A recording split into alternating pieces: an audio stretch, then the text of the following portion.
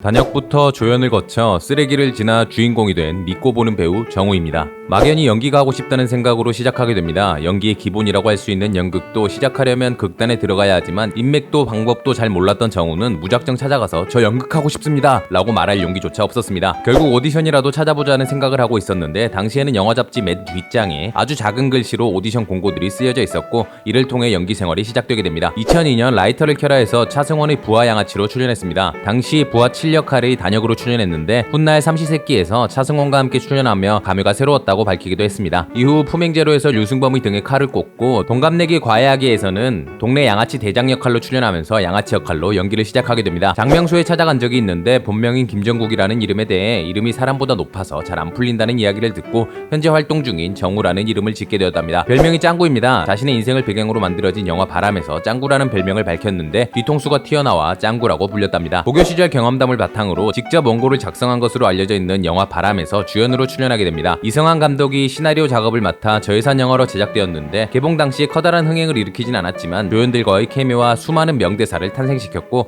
그러면 안 돼. 영상한테 저 갈피고 그렇게 해서는 안 돼. 마 어디고? 니 누구? 짱구다 여가지 마라 임마 마 어디고? 로렐라이다.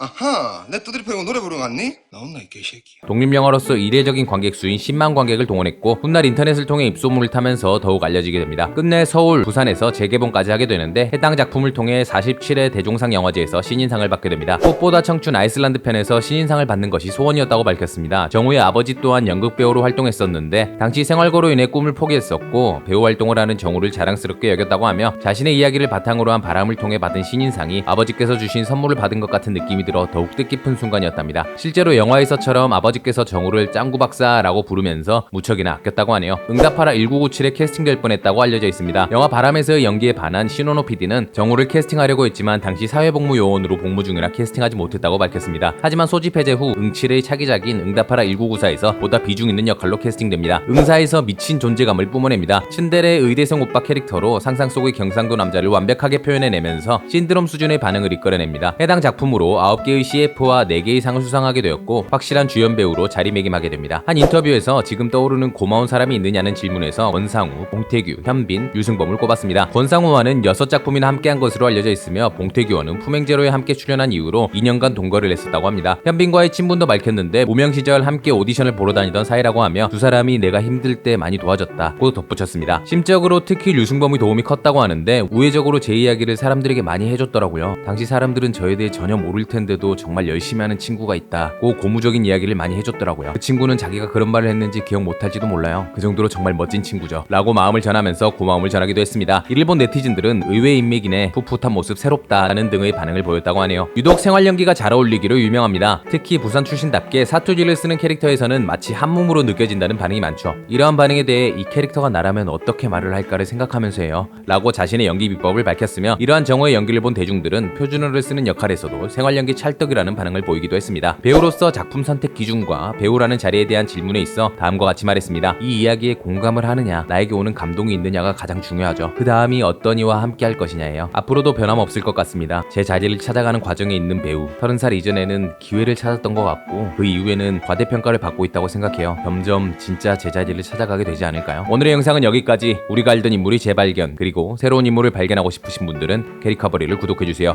시청해주셔서 세상 감사합니다.